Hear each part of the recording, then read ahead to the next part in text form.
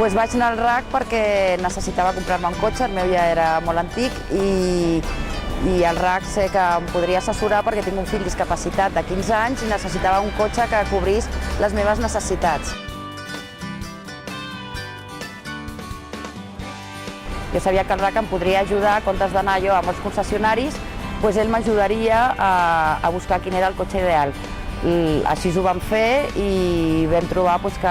el Touran, aquest cotxe que m'ha regalat el RAC, que m'ha tocat el sorteig, era el cotxe en el que l'Àlex s'adaptava perfectament, la cadira de rodes entrava i tot. I vam provar uns altres cotxes, però l'ajuda del RAC va ser aquesta, ajudar-me a provar cotxes fins que vam trobar el cotxe perfecte per tota la família.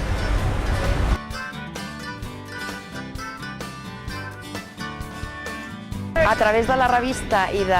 la pàgina web que envien a través de mail, vaig saber que es celebraria el Saló de l'Automòbil i vaig esperar perquè ja sabia que sempre hi hauria una persona del RAC que em podria assessorar amb totes les necessitats que jo necessitava.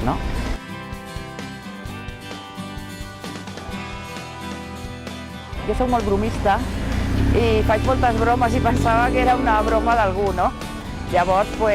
a través de la gent li vaig preguntar el seu nom, el telèfon i vaig tornar-la a trucar i li vaig preguntar si realment era veritat, perquè és difícil de creure, no? Això que et toqui amb un sorteig. Sempre penses que li toca a un altre o que no toca o que és mentida, és la veritat. I la veritat que no, o sigui, jo no coneixo a ningú del RAC i aquí em van trucar i aquí estic amb el cotxe supercontenta.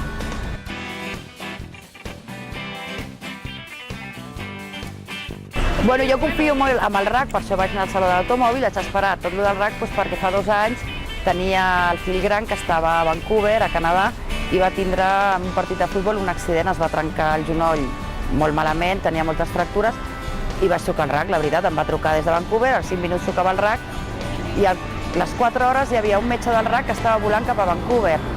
Jo em vaig quedar aquí perquè el RAC va considerar que al tindre un fill discapacitat profund jo tenia que estar aquí i ells van enviar el metge i tots els serveis i el Carlos va poder tornar per operar-lo al cap de 5 dies amb un avió que va posar el RAC, les ambulàncies, tot i jo crec que a mi em va salvar la vida el RAC.